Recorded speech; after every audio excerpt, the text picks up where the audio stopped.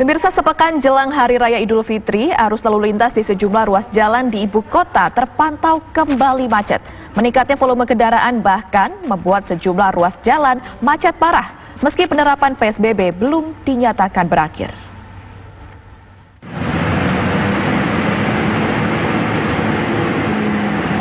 Seminggu menjelang Hari Raya Idul Fitri, peningkatan volume kendaraan terjadi di sejumlah ruas jalan di ibu kota.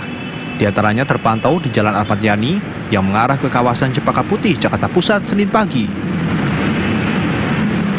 Tampak arus lalu lintas di ruas jalan yang menghubungkan kawasan Jakarta Timur dan Jakarta Pusat tersebut mengalami peningkatan dibanding hari biasanya. Hal serupa juga terlihat di ruas jalan Pramuka Raya yang mengarah ke kawasan Matraman. Meningkatnya volume kendaraan bahkan membuat sejumlah ruas jalan mengalami kemacetan panjang, meski penerapan PSBB belum dinyatakan berakhir. Sementara itu di ruas jalan Proklamasi Jakarta Pusat yang mengarah ke kawasan Menteng, tampak arus lalu lintas mengalami kepadatan.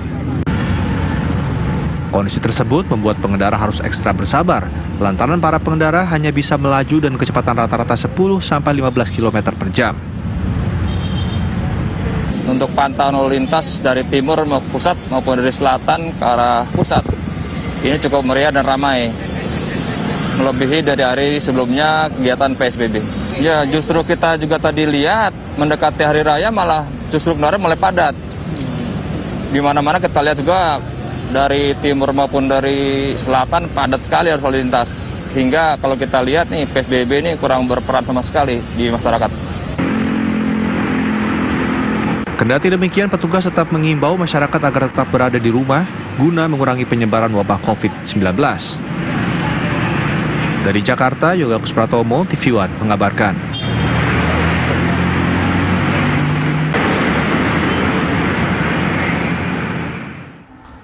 Ya, dilonggarkannya pembatasan sosial berskala besar atau PSBB diduga menyebabkan jalan-jalan protokol di Jakarta mengalami kemacetan. Padatnya lalu lintas terpantau saat jam pulang kantor. Lalu apakah pagi ini kepadatan itu kembali terjadi? Sudah ada reporter Yasin Idris yang kini berada di kawasan Sudirman, Jakarta Pusat. Selamat pagi Yasin, seperti apa untuk pantauan lalu lintas saat ini? Apakah sudah ada kepadatan yang terjadi sejak pagi tadi?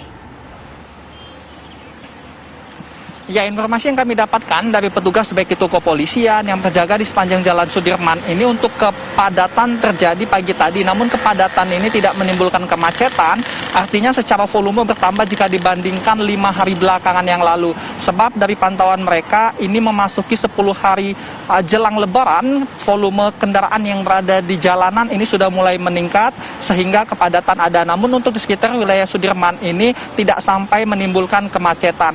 Nah, kemarin kita juga sempat melihat beberapa foto yang beredar, kemudian di mana di beberapa titik pada saat jam pulang kerja terjadi kemacetan, diantaranya terdapat di daerah Pancoran, kemudian di daerah tol dalam kota di daerah Kuningan yang pada sore hari di mana kepadatan mobil ini sangat panjang sekali, ini menyebabkan kemacetan. Nah, kami tadi juga bertanya dengan pos polisi yang berjaga di sini, mereka melakukan pantauan selama 24 jam sehingga salah satunya adalah untuk mengantisipasi jika terjadi kemacetan. Hal lainnya yang membuat di Sudirman ini tidak terjadi kemacetan yang cukup parah dikarenakan ini memang daerah perkantoran, sementara saat ini perkantoran masih belum diizinkan untuk dibuka seperti itu sampai dengan tanggal 22 Mei mendatang sebagai batas dari pemberlakuan PSBB ini.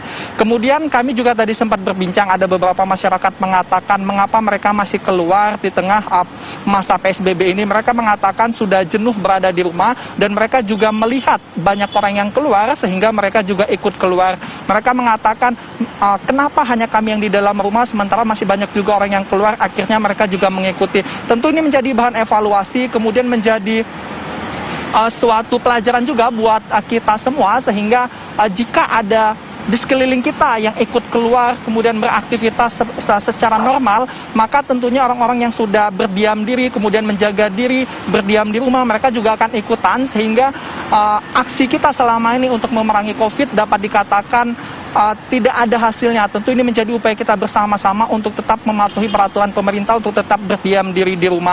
Nah, hal ini juga sejalan dengan adanya beberapa daerah-daerah yang sudah dibuka seperti tempat perbelanjaan di daerah Tanah Abang. Hal inilah yang menjadi acuan juga bagi masyarakat di saat ini banyak sekali mal yang masih tutup. Contohnya seperti di saat ini ada di sekitar Bundaran HI ini ada beberapa mal yang masih tutup, sehingga di sini juga terdapat sepi seperti itu, tidak banyak pengunjung. Tapi di daerah lain yang mal-mal ataupun pasarnya masih buka, ini juga banyak didatangi oleh masyarakat untuk melepas masa kejenuhannya selama di rumah. Tentu ini juga menjadi bahan evaluasi, sehingga tempat-tempat itu tidak dituju oleh masyarakat yang saat ini untuk meluangkan rasa jenuh mereka yang sudah sekitar 2 bulan berada di rumah. Ami.